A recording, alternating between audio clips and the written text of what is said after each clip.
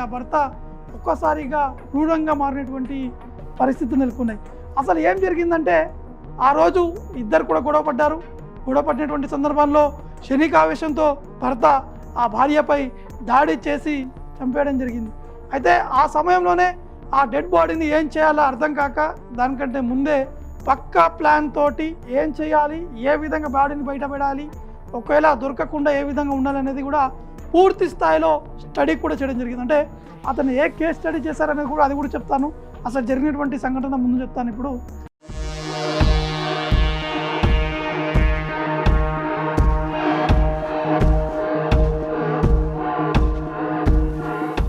అంటే అతను చంపిన తర్వాత ఆ భార్యని ముక్కలుగా నరికి అక్కడే ఉన్నటువంటి పెద్ద కుక్కర్లో ఉడికించి దాని తర్వాత ఎండబెట్టి మళ్ళీ 2 రోజుల తర్వాత ఆ ముక్కల్ని దంచి అక్కడనే ఉన్నటువంటి ఆ కాలువలో కూడా దుర్మార్గుడు పడేసినటువంటి సంఘటన ఉంది. కానీ తనకి ఏం తెలియదు, అంతా నేను చేయలేదు, నాకు సంబంధం లేదనే విధంగా తన అత్తగారికి సమాచారం కూడా ఇచ్చారు.